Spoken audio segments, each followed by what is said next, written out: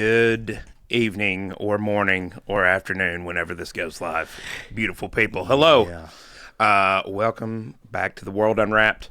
We're revisiting our roots today, Josh. We are. Because this was our very first guest. Yep. And it's awesome to have you back. The man, the myth, the legend, Alex Glover. What's going on? How are you? I'm good. Good to see y'all. Glad to be back. I remember that first time. Yeah, I know. It was good. We still get people every day.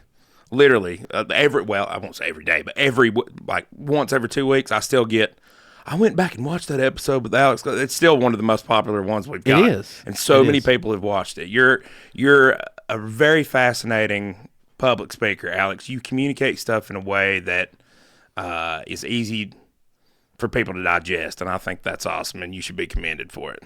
Well, thank you. Yeah, absolutely. Well, I caught a little bit of your conversation with David Biddix over at the WTO the other day, and I wanted to invite you back on here, and let's talk about what has now been classified as a geological event, Hurricane Helene. Where do we start? Well, I think we start with the weather. It was probably a good place. It was just such an event, and of course we live in little Switzerland and lived through it. Didn't know if we were. The whole house was shaking. Mm-hmm. We had hemlocks in the yard that were 90 degrees. And with stuff flying everywhere. Our canopy over our camper, I thought surely it was going to blow away. And the rain was sideways. I don't see how it ever hit the ground. Yeah. And just incredible event. And one thing that fascinates me, and all of the devastation, especially the loss of life, you could imagine having to leave your house in the middle of that. I don't see how anybody could have walked outside. I don't either. Me neither. That's these stories of these people that have fled their house because of mudslides. Yeah. And things like that. I'm like, what did you do for the next? Where did you go? 6 hours. Yeah. Or Where did you go? Yeah. I guess you go to your neighbor's house or sit in your car. Some people rode it out in the car. Yeah. How do you get to your car? That's a great question. And for those that are watching that aren't from the area, so we're in western North Carolina, bordering Tennessee, just so you can kind of get an idea of where we're at. Hurricane Helene hit us, honestly, I think harder than anywhere else. Mm-hmm. We're definitely, if we're not in the bullseye, then we were very close to it. Well, when you look at the wind events from the National Weather Service, when you look at the landslide data, the debris flow data, it climaxes right through the middle of where we are. Yeah. And we were on the east side of that storm, right, and really bore the brunt of, I think, its savageness. Yeah. I've said a bunch of times on here, what really I think killed us was we were in that right front quadrant. And that's exactly where you don't want to be. And a lot of that, this storm just meteorologically took a very weird path, right? Mm-hmm. I mean, it kind of started to do, what did they call it, the Fujiwara effect, where it started to rotate around that low that was coming in through Arkansas. And when it took that westerly bend, somewhere around the middle of Georgia, it started going west, which typically storms of that nature carve up the East Coast, and that puts us usually, in the left front quadrant. And right? then it gets on to the escarpment of the blacks, and then because of the pressure changes, it dumps its load. Right. Yeah. Dumps it. And we've got some figures on what that dumping was. So how much rainfall how much water fell here? I looked at some of the reports. Busick, North Carolina, which is right up 80 on the north side of the parkway, received around 40 inches. Mount Mitchell received 32.5 inches. Wow. I recorded 20 inches at my house.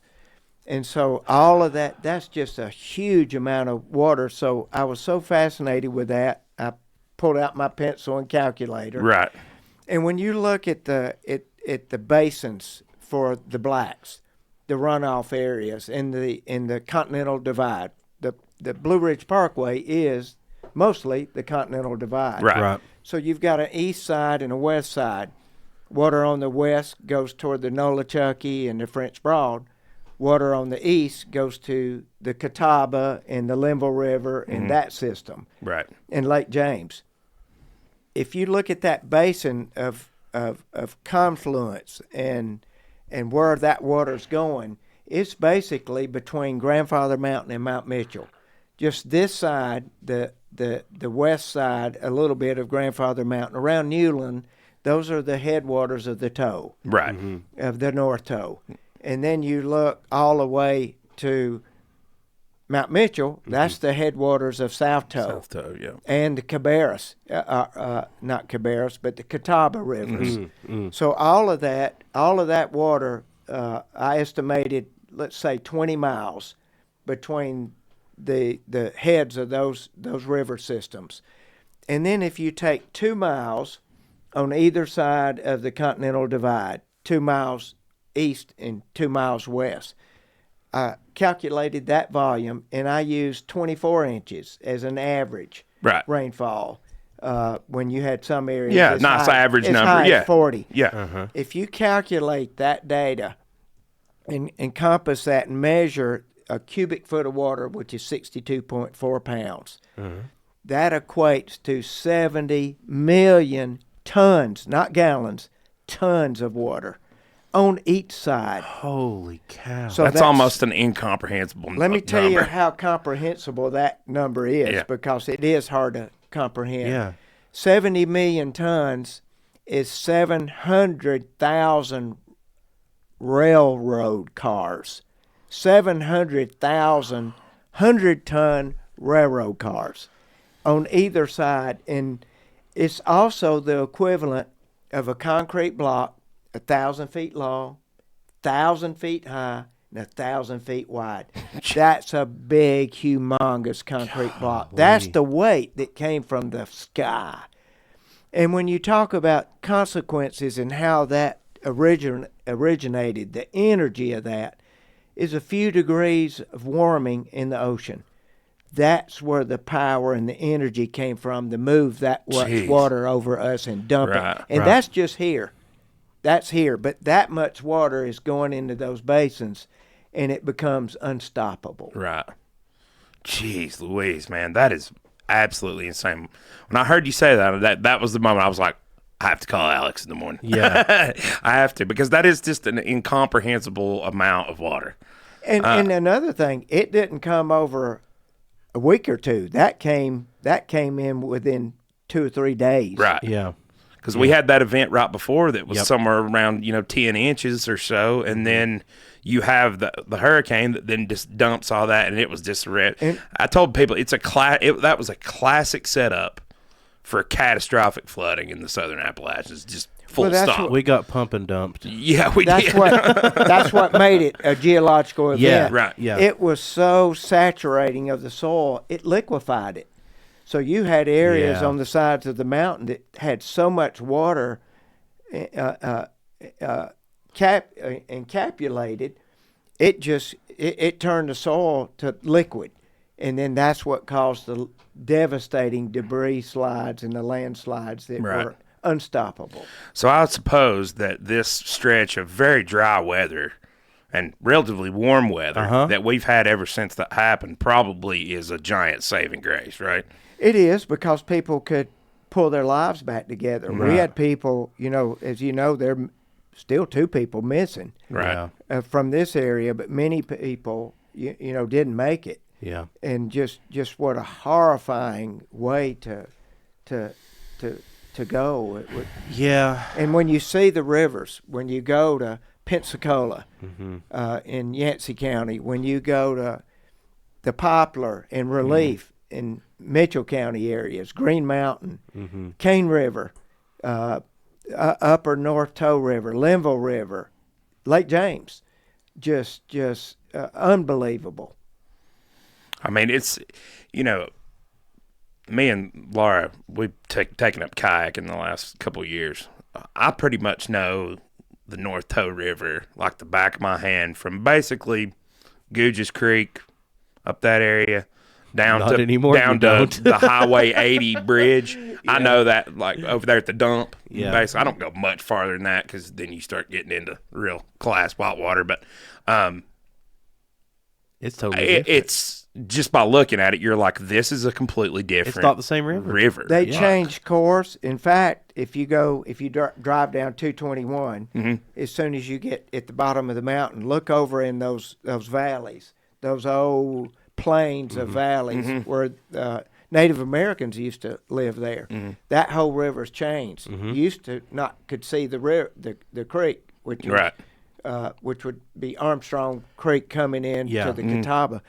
That's changed. And when you go and look at some of the rivers, some of the bends have changed. Yep. When you go up Pensacola, that whole bottom of Pensacola has been meandering rivers draining off the Blacks and off of Mount Mitchell. There's a whole sediment load in that valley that moved. Well, like just looking at it it's very interesting because if you kayak that river, I'm talking about the north or the south. I've done that plenty enough times too. You get used to, you can see the geological features there, and it's become more evident to me after this, going to places like Culbert's Creek up behind the Carolina Hemlocks, how different some of these river and creek beds are in terms of what they consist of. Like the North Toe is a lot of sediment. I mean, you see, there are parts of the river that have not changed. Like that right down there, right before Stroop Park, there's a little step down in the river. That's just running over straight bedrock, and it didn't change. But then anywhere where they could deposit sediment, it either picked up sediment that was already there and put it somewhere else, or just washed out a massive. But then then you see things like Culbert's Creek or even the South Toe River at the Hemlocks. A lot of those, Culbert's Creek is nothing but round river rocks. Yeah. And it looked like it took round river rocks and just pushed them up everywhere. And then it eroded so much that you could see that under the road, where it picked the road up, and it was just river. All it is, once you get past that sediment layer that's on top of them, it also is just round river rocks underneath it. So it exposed what the actual ground is made out of, which is kind of bedrock. Yeah. It's insane. It's And you wonder about something to look at, Chase, the fact that all of these landslide debris, all of that material, all of that sediment, where's it going? It's going into Lake James, in the headwaters of Lake James, and it's going into Lake Douglas in Tennessee. So Lake James it still looks like a Yahoo drink. Yeah. Looks like chocolate milk. Still after, what are we, 50 days in? Something like that, Unbelievable. It's crazy. And, of course, Asheville's reeling from that. There's Swannanoa watersheds like that. Yeah. Swannanoa is one of the I've seen every bit as bad as that, like just the flooding, but when you consider the amount of people that live there, it's and when you hard think to about look at. Where do people live in Mitchell, Yancey, and Along the Aiken river. County? They live up the creek beds because that's where it was flat and where it's nice and they have water. It's a beautiful area. That's where a lot of them lived, and if you were close enough to a creek, you aren't anymore. No. One thing I've noticed with the rivers, and you will probably run into this if you go if and when you go kayaking again, the rivers now, they are substantially wider and substantially more shallow. Yeah, in some parts they definitely are. In some parts they are actually look like they're, because you had that before. Like, you would come to places in the river, where like it was almost, it looked like that. You could see where you'd come to places that'd be nice and great, and then you come to a real shallow spot, like down there in Minpro, down below the courts facility.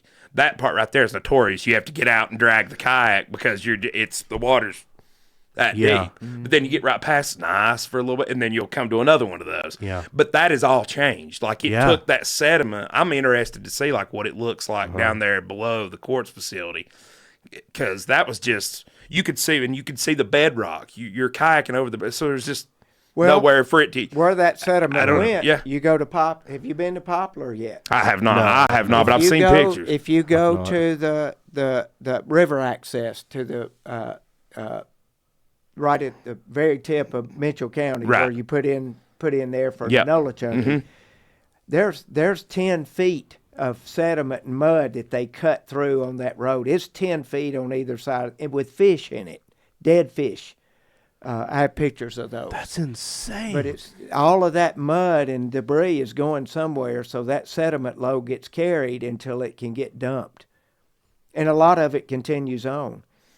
You know, we've all heard that astronomical figures. They said that the Nolichucky River was running down there at like 1.3 million gallons per second. Three times the volume of Niagara Falls. Right. Yeah.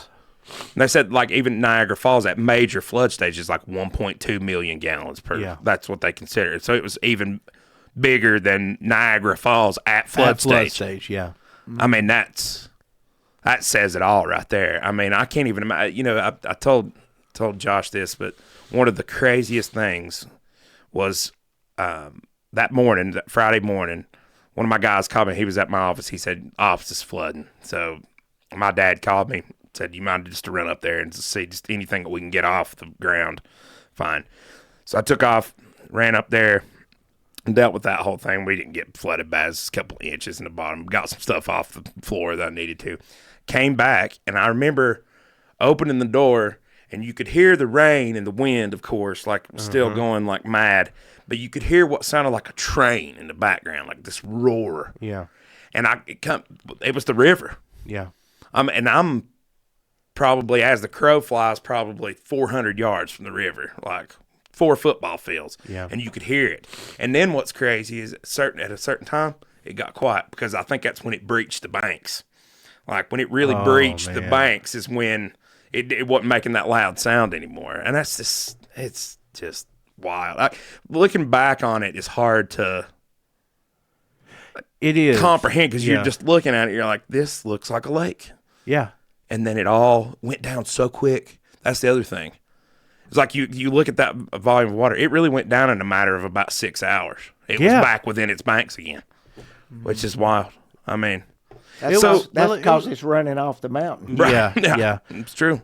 It was a couple of days before the water receded here off Alda Pass enough to pass it. Right. I think it was a day or two before the road wasn't full of water. Yeah. I mean, completely receded back. Yeah. I mean, it was still at major flood stage. But so, Alex, here's one question, a burning question I have.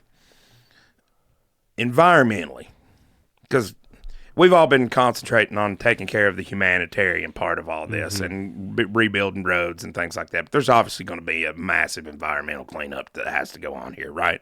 Exactly. And I've seen the reports from the Forest Service where they lost close to $300 million worth of timber. So you lost timber, the aquatic life in the rivers and the creeks, and it was the hellbender I was trying to remember. Yes. No. I was screaming that at my computer screen last night. Our kids found dead hellbenders on the side of the river in Poplar, and they're an endangered species anyway, but it probably wiped their environments out. Who knows if if it did completely devastate them, could they ever come back? And look at the trout in the Armstrong fish hatchery down at the bottom of Armstrong on 226A. Yeah. It wiped them out, and I read reports where they lost 600,000 fish. That's Lord. 2 to 3 years of trout stocking in the area gone. Well, I know Alda Pass, this whole road was littered with dead beavers. Really? Yeah. Really? Yeah. It sure was. Yeah, right down the road from where we're at, there's kind of a marshy, swampy area, and there's a ton of beaver dams in there. And, right down there behind the small engine repair. And there behind the sawmill. Yeah, that place is full of beaver dams. And I mean, dude, seriously, there was tons of dead beavers on the road. That's crazy. I hadn't heard that one yet. I saw it.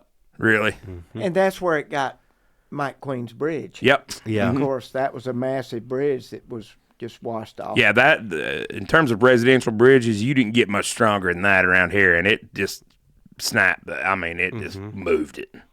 I mean, just crazy. But how long are we looking at to get back to what we had before, Alex? Or are Decades. we ever? Yeah. I agree, if we ever do. And look at the tree debris. We've seen debris piles on the rivers, especially South Toe. South Toe just about ran down Hall's Chapel Road. You have debris piles that are 30 feet high and just as big as houses. And there are people's houses in those debris piles. But the timber and the sides of those rivers and the erosional concepts of the rivers, I'd say decades, if not more. Right. I'd say I could safely say and estimate that your great grandkids could visit the area and see evidence. Wow. I'd say 50, 60, 70 Right. years from now, you'll see evidence. Have you heard anything about or do you have any information on what all went into the river, like pollutants and stuff, and how much of a concern is that? Because, you've heard, you hear people talking about, well, it ate the bottom of my boots off. I don't know if any of that's... There's no way. I find that very hard to believe. But yeah, the thing is, I'm sure many pollutants went in, but look at the dilution factor. That's what I was going to ask next. If you just think about it, if you had 140 tons of water, 140 tons of water going in during that event, and you get 10 tons of something, it's barely going to make a difference. That dilutes so fast. Right. I don't know if you can even measure it. Right. So has there been any, to your knowledge, testing of the river water? I'm sure they're sure. testing it, but what do you do about it? Look at Spruce Pine. Where is there, a lot of that sewage has nowhere else to go. We at the hospital brought in, and thanks to HCA for being the owners and their capabilities, we were capturing that and hauling it to disposable places. Right. So that and bringing water in, or the hospital wouldn't have made it. Yeah, wouldn't have stayed open. I heard that, and I'm so glad that did not happen, because Me too. I would be afraid that it would not open back. Yep. You're correct. Yeah. If it had been a smaller owner, operator, we would not have made it.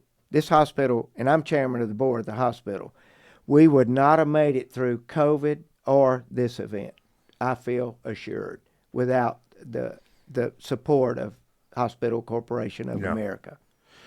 Before we go any further, let's take a minute and thank our sponsors for this episode. Absolutely.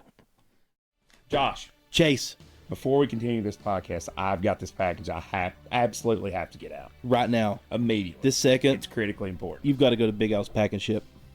Duh. How could I have forgotten? Our very first sponsor. Yeah, and they'll ship it out any way you want, FedEx, DHL, or UPS. And somebody told me Big Al's also has mailbox. Now, is that true? They do. We should totally get one so we can be showered with gifts by our adoring fans. 100%. And they'll shred all of your important documents for you.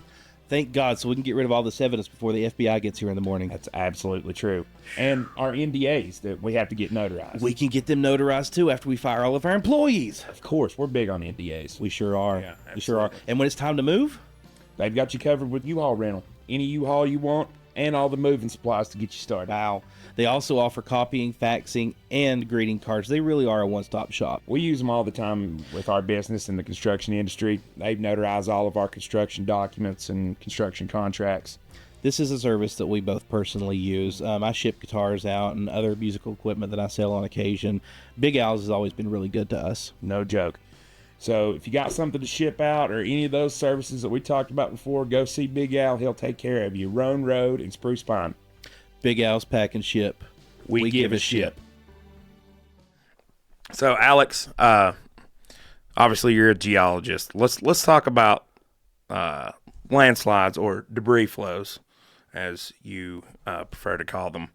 Where are we at? Because that's really what reshaped. You'd mentioned to me before we started this that these kind of events are what has eroded the Appalachian Mountains over time.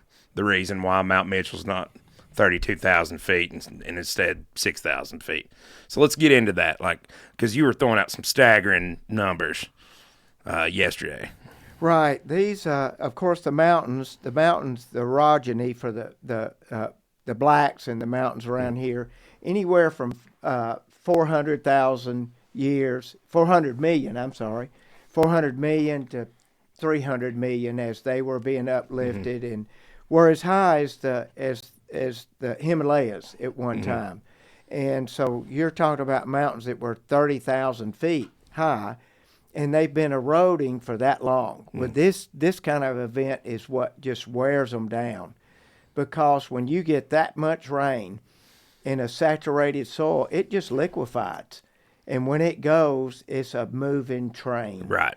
Unstoppable train, and it picks up everything in its flight. These things are running 20, 30 miles an hour. And of course, when they're coming down the side of a mountain like that, on steep slopes, sloping rock, they're just devastating. And we had a North Carolina Geological Survey meeting yesterday. I'm on their advisory council, and talked about the landslides that have been mapped by LIDAR, which is a special satellite that maps. It sees through the forest does. canopy and sees into the They're land. up to almost, and we've got a slide that I think Josh is going to put up. But pull up we're that first graphic. Almost 2,000 slides mapped, and you can see there. What's that number? 1,989. That was as of yesterday. Golly. So, and then when you look at the other slide, you'll see the actual map locations. And this is mainly centered around us. Spruce Pine's right about the middle of that slide. And then down below to the south, of course, that's the Chimney Rock area. And then the Poplar area, Irwin, Tennessee, is to the north. But you can almost see the track of the devastation of the storm. So each one of those dots represents a debris slide or a landslide. Yes. So when you look at that, you're talking about millions, tens of, if not hundreds of millions of tons of material that's being weathered and taken off the mountain, and just devastating events. And if your house is on top of one of those or at the bottom of one of those, not much of a chance. No. And they just take everything with them. But those things, most of them did scarp down to the bedrock of the mountain, and these mountains are sloped. Angles. Yeah, you were talking about this. It was very interesting what you said. Explain that. Most of the attitude, which is the strike and dip of the rocks of the mountains, are tilted toward the valleys, especially on the east side. Okay. East side dips are anywhere from 45 degrees to, in some cases, almost 90 degrees from horizontal. So they're dipping almost something that anything's going to roll down or fall down. Right. So that strata, these are layered strata. The ash metamorphic suite is a layered gneiss of layered, in some cases, on the weathered surface, unconsolidated. So they're not all hooked together. It's like a pile of books laying on top of a slope, and they're ready to slide anyway. So the material on top of those is going to readily slide, and then part of that rock surface is going up with it. Right. So gotcha. just a situation that couldn't be worse with this much rain. Right. Is there anything, I think you had mentioned that most of the railroad tracks, most of the houses and stuff are built all on that slope, right? A lot of them are. Yeah. Now, when you look at the building of I-40, which was demolished in some places. Look at the Parkway. They're on the dip side of those mountains. If they were built on the other side of the peak, they would be on the Ressequent slope, which would not be as bad because you don't have it tilting into the valley. It's sticking up. And so you build a road on that, it's much more stable. Gotcha. When you build on the dip slope, it's almost a recipe for disaster. And some people, when I first moved here 25 years, 30 years ago, there was a big slide on the Parkway, and I was interviewed by WLOS and News, and they said, is this going to happen again? Absolutely. It will never stop happening. Right. Science is a stubborn thing, isn't it? It is when you look at what causes that. Same thing. Well, it's the weather. And the weather doesn't stop. And it's the strata and the way they're tilted, the geometry of a lot of these places that receive the worst damage is what led to assisting that to happen. Gotcha. So according to WLOS, going back to talking about if your home was on top or at the bottom, it didn't have a chance. More than 100,000 homes were total losses from the storm in western North Carolina. Wow. Wow, I haven't. I didn't heard that figure. Yeah, when you said that, I was like, I wonder how many. And it's News 13 reported 8 days ago, 200,000 people were impacted and more than 100,000 homes were total lost.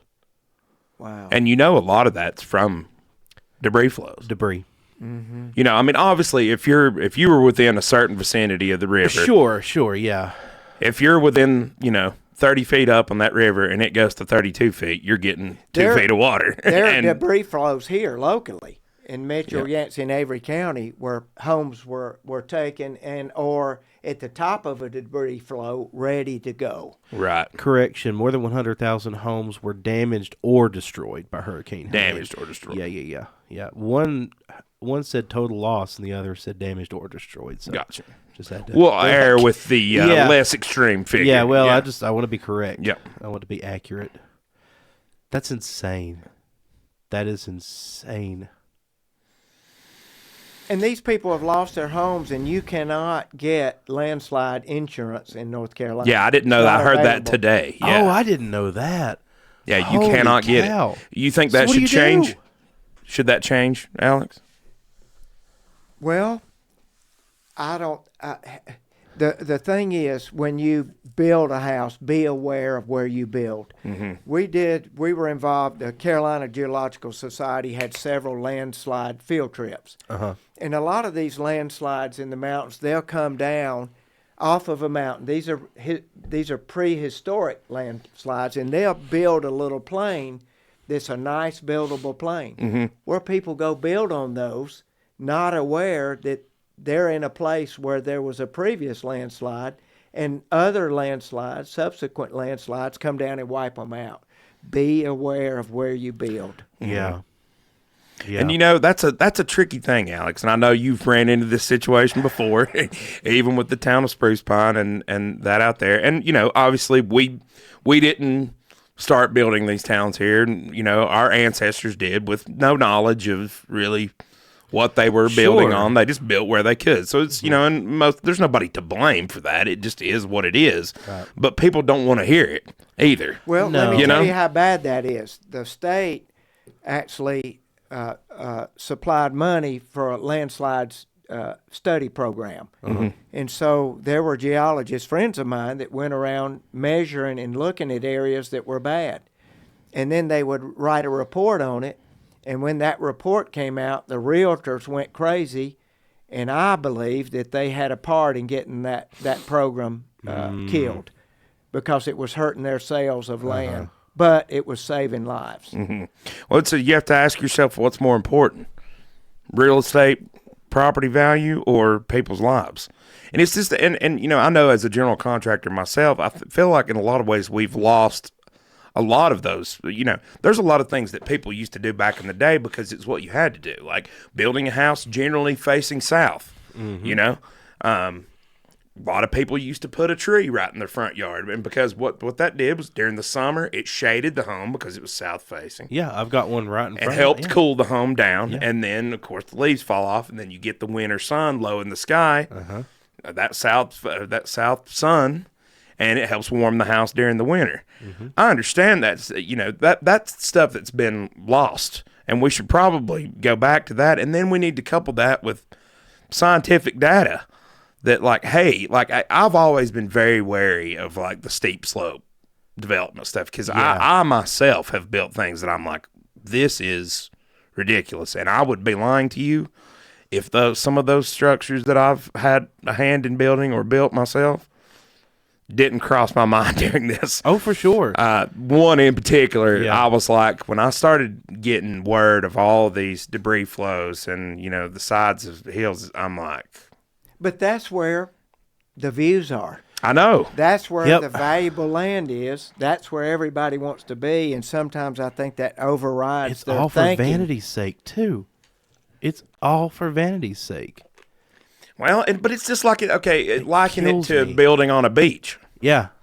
Same principle. Oh, sure. It's just a matter of time. It's not if, it's exactly when. The same. And people tell them not to build there. Oh, this beach has been here 100 years. It'll be here another 100 years. Well, they don't understand. Mother Nature has other plans. And the beach may be, but your house won't. Right. The beach might be there still, but your house won't be a part of it. Yeah. Yeah. You know, and it's just, I mean, I guess you just have to accept those realities. But the fact that landslide insurance is not available here is a problem. You know, and a lot of people, you know, there's a lot of insurance companies that won't sell flood policies to people either. Oh, sure, yeah. You know, you can get them, right? But you have to find somebody who you can get them through. Chase, you know, you're a builder, and you too, Josh, know these things. If you were an insurance company, would you underwrite a house on the edge of the parkway on the blacks? Hell no. I wouldn't. For flood? Yeah. No, for landslide. Oh, for landslide? Yeah, no. No, I mean, because again, it's a matter of not when, not if. When. Yeah. Crazy things, man. What I don't. What do people do? What do you do in that situation? Like, you take the risk. Mm-hmm. Well, I hear you, but when it happens, like it just did, what do these people do? What are they doing? I mean, FEMA, you get so much, but it's peanuts compared to what they really need to rebuild. Mm-hmm. You get a double wide and you had a $500,000 house. Yeah. So, I mean, yeah, thank God you got a roof over your head, and that's a total blessing, especially in something like this, but it's not what you had. It's not a dollar for dollar. No. So you just take the loss. And you're going to, yeah, they have to. And cry a lot. Mm-hmm. Yeah, for real. It's sad, but, you know, so practicality's sake in some of these places, you know, and again, you run into people's sentiments and legitimate ones.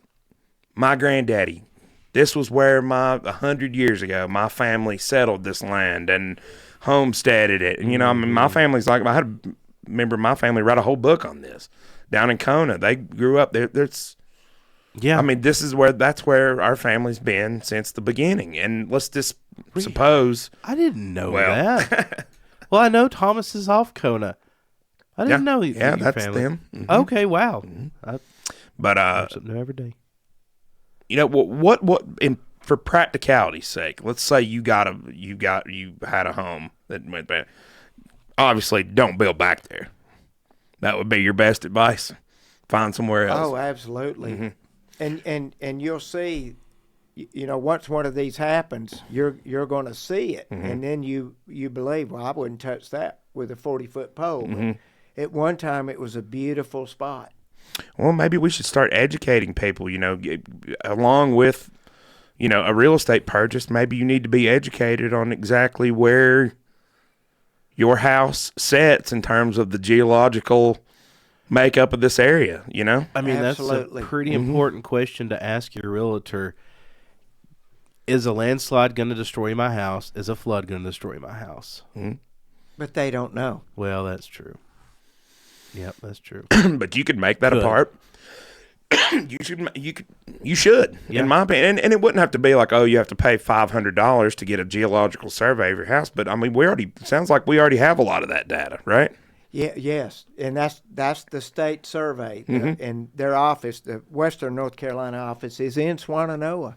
Is that data available online? Yes. Yes, it's the Landslides program of the North Carolina Geological Survey. I'll find it and link it in the description below. There we go. Awesome. Well, Alex, what else is interesting about this? What else can you say? The people story. Just the people and the fact that, and you guys lived through this too, the first 3, 4, 5 days, there was no help anyway. We couldn't get out. We couldn't get out of our house for 3 or 4 days until we took our chainsaws and our trucks and went and cleared it. Literally cut your way out. Cleared little paths that we could get out by ourselves with our tractors. The 10 feet of mud at Poplar, the road there, the main road through there, it didn't get cleared by National Guard or FEMA. It got cleared by farmers' tractors. Oh, yeah, all of Humpback Mountain and most of Aldapass, all of Aldapass, same exact way. I'll tell you a story, Alex. Me and Josh made it out of here on Saturday. The time, and we may have been some of the first people to get out of here, honestly, because 181 was the only way we knew, and I was just taking a crapshoot. Me too. Because I'd seen somebody that I knew that lived on Jonas Ridge, and they said Jonas Ridge is okay. And they were right. Yeah. Jonas Ridge wasn't bad at all. No. It wasn't until you started going down, down the hill into Morganton there, that you really started to see. Power lines and trees. Oh, Trees my goodness, everywhere. Them longleaf pines did not stand a chance. I mean, it was crazy. But on the way down that evening, we left, about 6 or something going that way? Like somewhere. that. Yeah.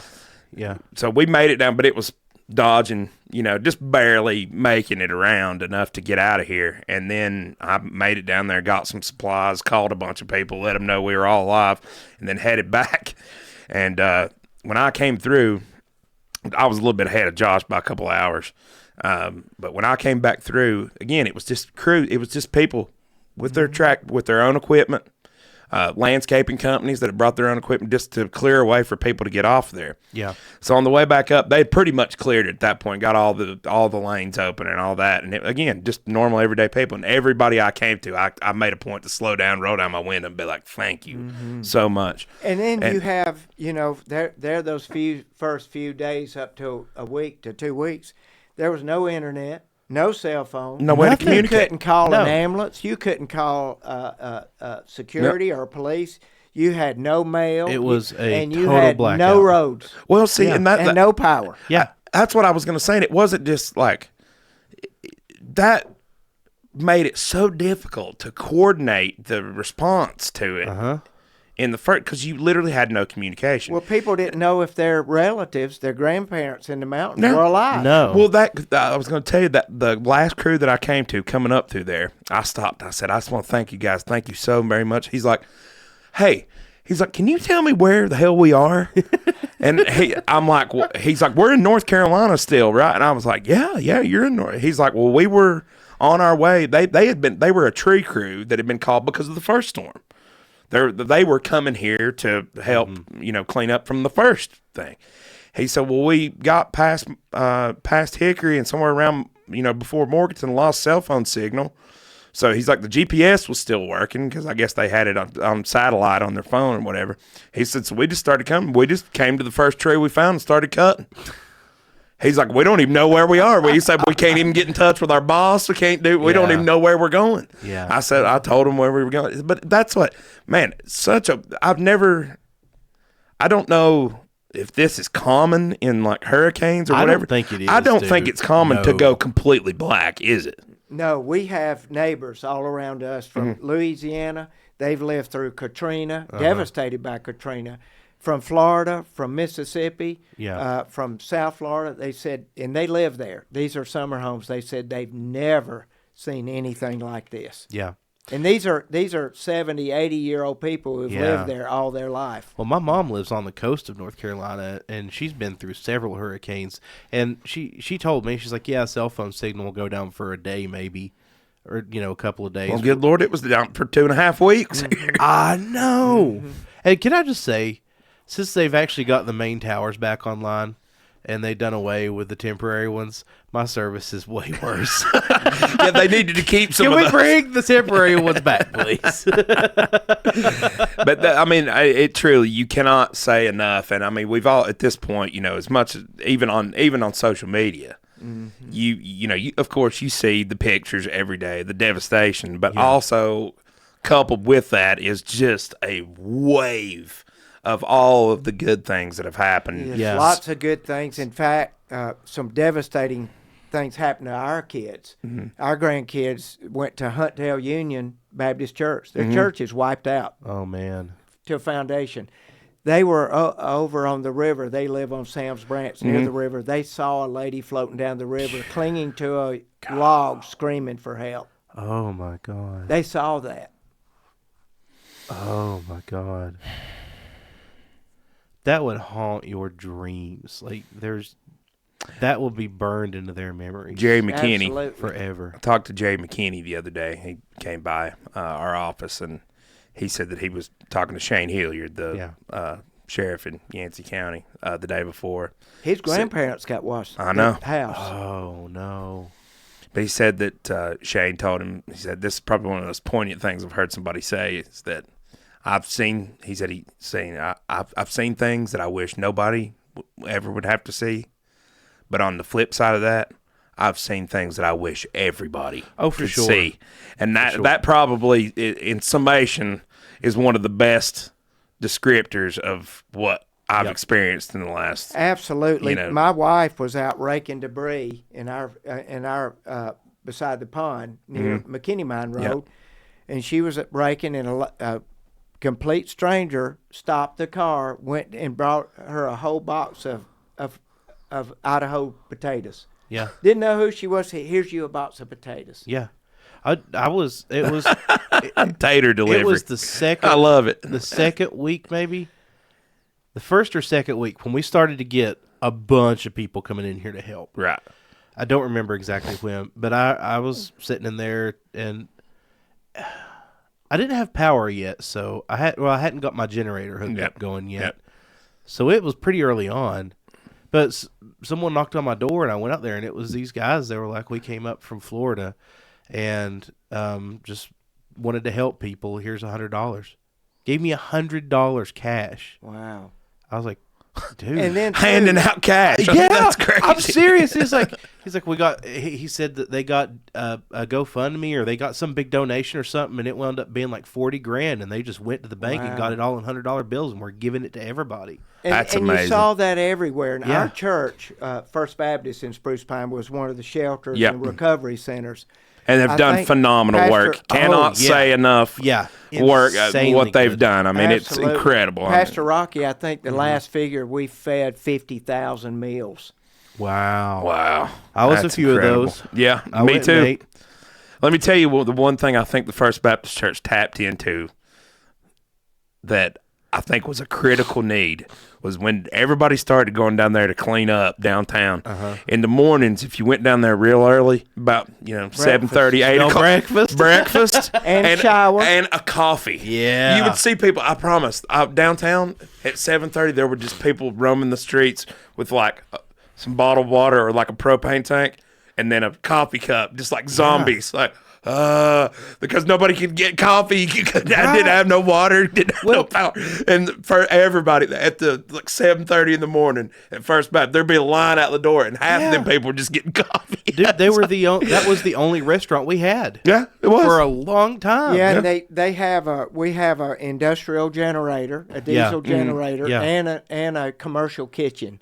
So that served a lot of people. It sure did. It was a blessing to us and those served. And there's so many. I mean, the NGOs that have been here, and we had Wayne paid on shortly after it happened. That was the first live stream we did after the storm. storm. It was via Starlink on a generator.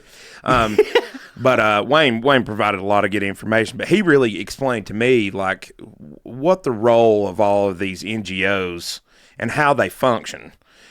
And when you really start to look behind the scenes, I guess as a person who's never lived through, I'm sure maybe people that live through hurricanes are probably very experienced with how all this works. But I think everybody had to wrap their mind around how all of this plays together, how disaster relief works. Because these NGOs, like out there with that PCCR that behind KFC and Ken and Nate's office, they have a team of people in there on like two of these desks lined up. There's like 12 people around it. They're just on laptops. Yeah. I'm like, well, what are they doing? Like, right. And it made me I was like, this looks just like, but Wayne explained it to me. And it's like, what they're doing is cataloging all of the volunteer hours, cataloging all of the donations. And then when they're done, if that's done correctly in the way that FEMA wants it, they turn that in to FEMA and then are reimbursed. Then the town or the municipality or the county is then reimbursed dollar for dollar basically for that. So not only do you get the benefit of the volunteer hours and the supplies and all that, but you get a double at the end of it, which is, I didn't understand that's the way that all of this worked. That was a completely new concept to me. I talked to Chuck Vines, mayor of Bakersville. Yeah. And you hear, you hear things that are just so bad and so untrue. That FEMA wasn't doing anything, the government wasn't doing anything. The $750 was a loan. I've heard that a million times. Chuck had the Army shoveling out Town Hall in Bakersville, and he said they worked like dogs. He said, I've not seen anybody work that hard, and then to hear people criticize that they aren't doing anything, I'd like to see them come shovel that mud. Yeah, exactly. I mean, and it really is. I mean, you saw it. I mean, I people have asked me that, and of course you get, and I think part of it, it's an election year. everybody wants to try to get their 2 cents Very in, politically charged, and it happened right at the wrong time, I think, too. But you get this every time. Well, FEMA's not doing anything. Well, FEMA's done a lot, and the other thing is too, you have to understand the role of FEMA. These obviously, I mean, we are overflowing with supplies even now. I don't know what we're going to do with it all. I talked to Nate Schlabach today. He's like, I don't know what we're going to do. You understand that Baptist on Mission just bought Dayton School to put the stuff. Oh, I didn't know that. And that's going to be their center of operations. Wow. That's amazing. They Wow, I bought didn't know Dayton that. That's School. awesome. Yeah, That's amazing. that's crazy. That's I hadn't heard that. That's insane. Well, I saw They're this. in the process. I don't know Right, if they've right, closed, right, but that's going to be their relief center. Wow.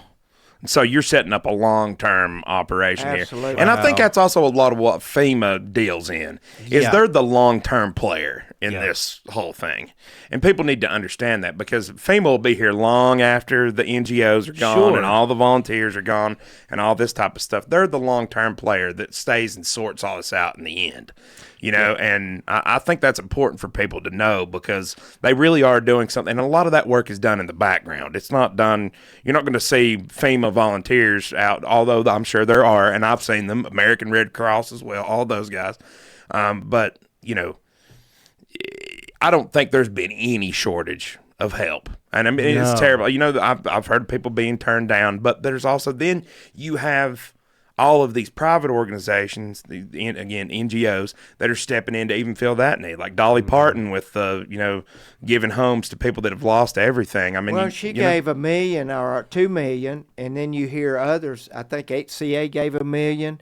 Sabelco gave $1 million to some foundations. So money is really coming in. It is.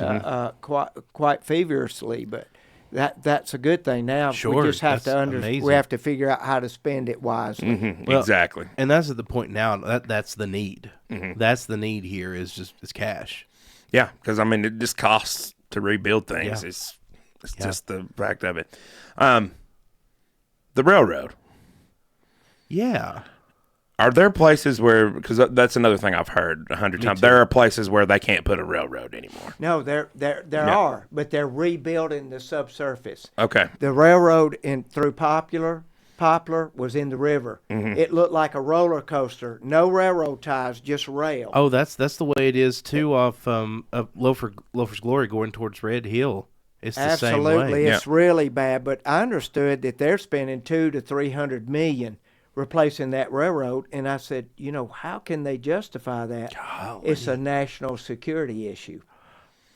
It's actually a national security issue to have that railroad in place. Really? That makes all the sense in the world now. Yeah, because I kept thinking, too, I'm like, this is a monumental undertaking. Yeah, the Nolichucky Bridge washed off the pedestal. Right. And so they're That's rebuilding insane. that entire area. And you see trains in Spruce Pine, but they can't go any further north. Right. Not much further north. So they're just using this, just moving. But they're rebuilding the subsurface of those rail beds. You see all the trucks coming. Yeah. Yeah. So, do you have any concerns, like environmentally, Alex, like with a lot of this, with the rebuild and everything? There was a big thing where people were saying, okay, well, they're taking sediment out of the river to rebuild the railroad. Somebody was saying that. I don't know that that's How true. is that going to be any different from what got washed down the river? Right. Yeah, exactly. So, when, in your estimation, and I know you're not an environmental health expert by any means, so I'm asking you with this understanding. When do you think it would be safe to get back in that river, like for recreational purposes, if you had to put a date on it? Well, if you look at the headwaters of South Toe and the North Toe, they're running as clear as they can be. I know. I saw that the other day. The South Toe River is as clear as it can be down there through Mount Mitchell. Absolutely. Yeah. I think the environmental impact, the health issues are in Lake James and Lake Douglas, because that's where everything went. Our dock at Lake James floated up and off the piers. Those piers were 10 feet above water level, and it floated up and off. It was loose. Jeez. I had to swim out to it and tie it with a rope in that water. The only thing that I would want to add to that, the only caveat would be the sewage issue. Yeah, the North Toe River. That's what I've been thinking about too. Like, and part of this was Wayne had made some comments to me that made me start thinking in this direction. I think he's right. You know, the North Toe River was heavily industrialized at one point. I mean, still is to a certain extent with the mining companies and all this other stuff. But at some point, I mean, we talked about this when we had you a couple of last times. It used to run white. Yes, it used to run white. So, you know, what I worry about, too, is like this came along. Let's say, you know, whatever industrial activity was going on there, you know, 100 years ago or 70 years ago or whatever. All that sediment has to be dredged back up, and there's God knows what in that. You know, that concerns me a little, too. Well, all that sediment was dredged up and gone. Yeah. So, I mean, it's gone. Mm-hmm. So, I mean, it's off the mountain. That may be the silver lining in terms of the environmental effects again, that it just... Look for where us. it goes. Yeah. Look where the Nolichucky and the French Broad feed into Lake Douglas. Yeah. On the opposite side, the Catawba feeds in, and the Linville River feed into Lake James. Beautiful mountain lakes. Yeah. Mm. It'll take them a while to recover. So that's where really the environmental... I think so. Health aspects are going to come in. That makes a lot of sense. That makes a lot of sense. Where are we on the waste plant? I believe sewage waste plant. If from what Wayne said at church on Sunday, that they were supposed to be operational anytime this week, sometime this week. Basically, the two they've got one down there as you go into town, where at Bud Phillips' old sawmill, got one there, and then I can't remember, somewhere out towards Ledger that's catching everything that's coming from the school system. Yeah. Or will eventually. Not right now. I think they're still using porta-johns and stuff. I've heard the same, that any day now they'll be operational. Yeah. So there's a learning curve. You have to learn. I guess you have to learn how to operate them first. Sure. Yeah. You know. Yeah. But I mean, it's just the amount of wheels that have to turn to mobilize stuff like that too is something. The fact that we've done it even this quick is remarkable as well. You know. So I saw a meme the other day. This is one of the only memes that I actually agree with about this, and it was going back to the response. It was like the response to Hurricane Helene in the Appalachian Mountains needs to be studied. It does. I think it does. And I think that our big cities could learn a lot from it. Mm-hmm. I think they could too. Mountain folks know how to take care of each other, don't they? We Alex? do. They know how to survive. Yeah. Yep. Well, we've all got our feel of survival for the... Yeah, we have. Well, going back to earlier, you were talking about how people, after everything, you got to really look at your property, and I just here where I'm at, I'm like, I want that tree gone, I want that tree gone, I want that tree gone. I want to set. I don't care about views, I don't care about the vanity. I just don't want shit to fall on my house. Yep. I'm going to take a real close look when I'm building for people. My recommendation on tree removal might change a bit. Yeah. Yeah.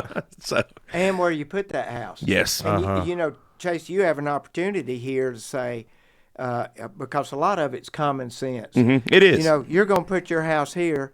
I think that would be dangerous to put it there. Why don't you move it 100 feet over this way? Yeah. I'm definitely going to take a look at that, especially when it comes to steep slope stuff, anything that's on a steep slope. And it's not only the steep slope in front of you; it's the one behind you. Mm-hmm. That's very true. Yeah, it's very true. Again, I woke up that morning, and when I started hearing, when I started getting out and talking to some people and hearing, there's landslides, there's all this stuff. One of the first things that came across my mind was, in particular, two houses that I built that I'm like, dude, all of Little Switzerland is on the side of the mountain. Can they rebuild that road out to Little Switzerland, Alex? Bearwalla? Yeah. I don't know. In some of these houses that have a sheer drop, off the side of the mountain, going all the way down in McDowell County. How do you fix a slope like that if your house is at the top? I think it would take special, expensive engineering, almost drilling piers in that rock and putting some kind of stabilization system there. But how do you get a drill up there to drill a hole? Right. That's what I mean. Some of the feats of engineering that are going to have to take place here to put things back, if they go back. Absolutely. I mean, you might end up with something out there at Bear Wallow akin to the viaduct at Lynn. Right. Look at our DOT. They've been fabulous. I've seen them working 7 days a week into night. Yeah. And they're dumping rock. And a lot of some of the rock's been donated by Sabelco and other companies. But they're hauling and dumping and fixing these road cave-ins as fast as they can. Yeah. And I can't wait until a lot of that comes to a conclusion, because then we can start using some of those trucks to clean this stuff up. You know? Yep. So where does have you heard anything just in terms of just environmental cleanup, like cleaning up the river, the sides of the river, and stuff like that? When does that start to come in? A couple of even heard, and I'm sure you heard it too, complaints from the whitewater people that some of the rock was being removed from the Nolichucky that would change their course of their rafting. I hate it for them. And, I really and you know, do. there are two ways to think on that. Do you need the rock pretty? And I'm sure the rock's needed very badly, but some people don't like it being touched. Sure. Right.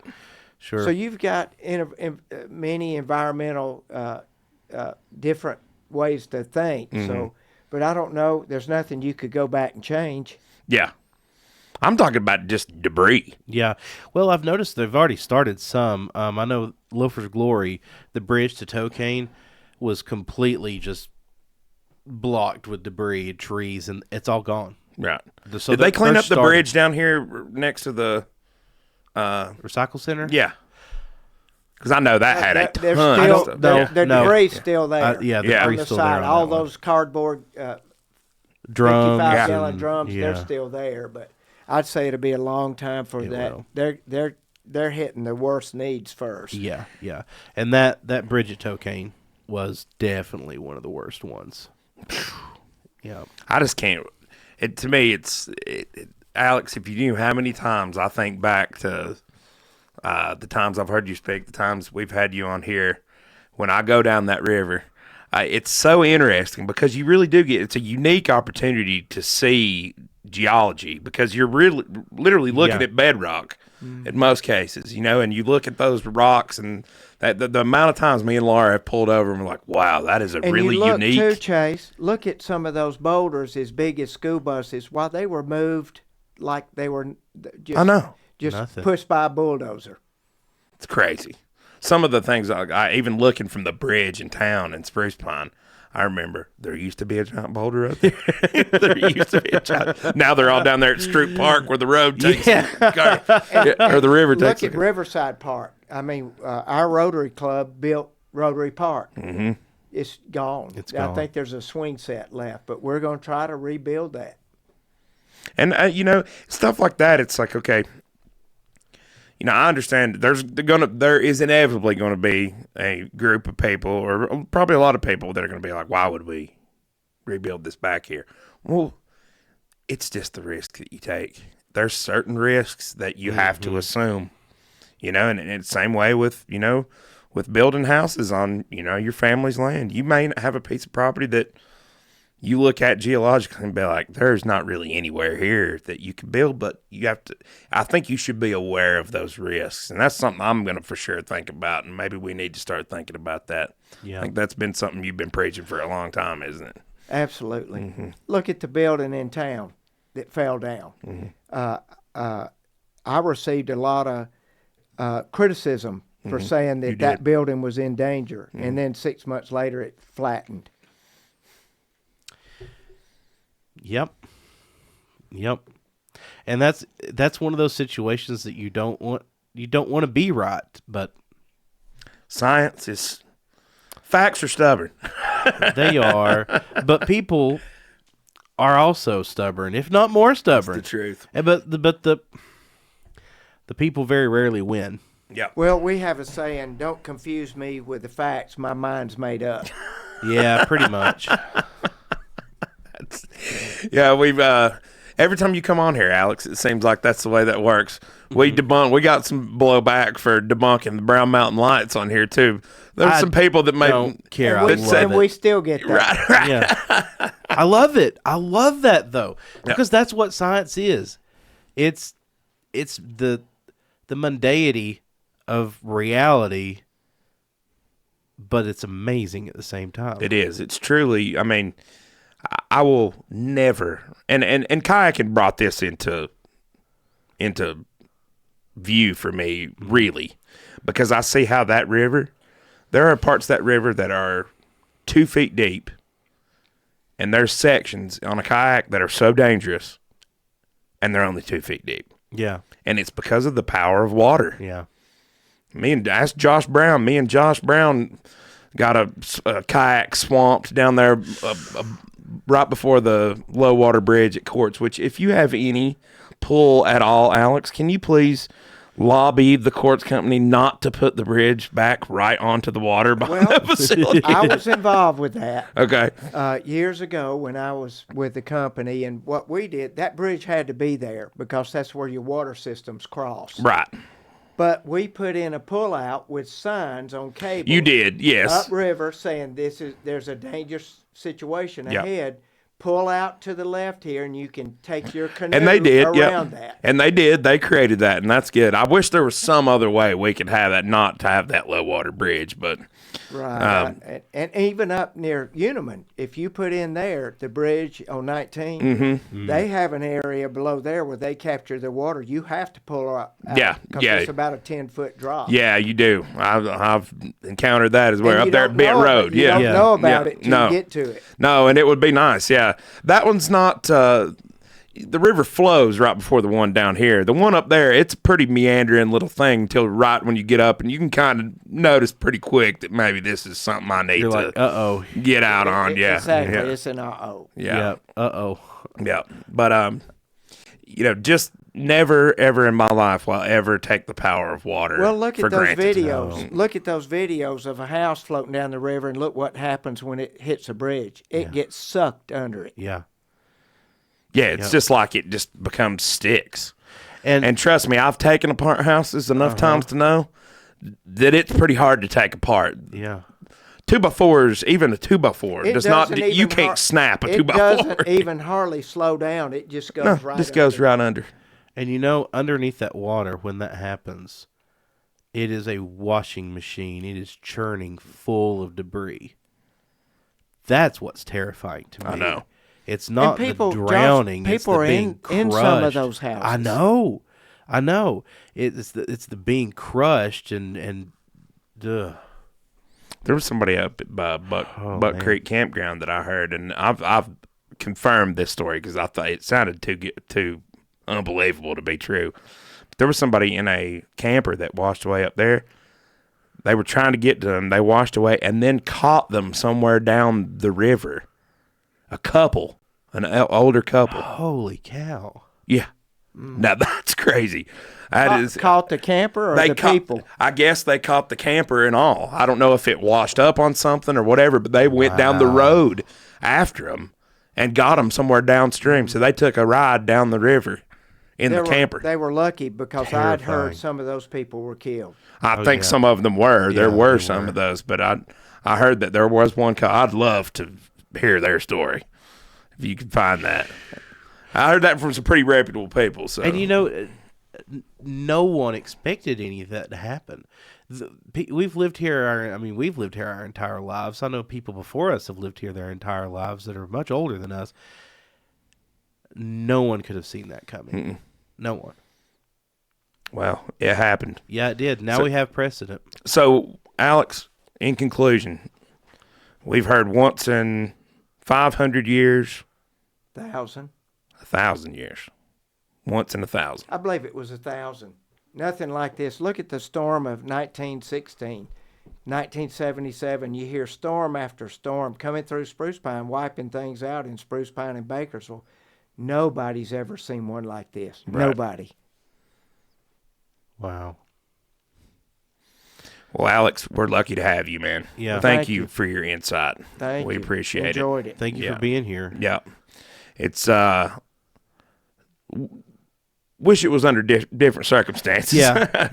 But we can learn from it. yes, that's the thing. It's like that, and that really is just it. You have to learn the lessons now so you don't repeat this in the future.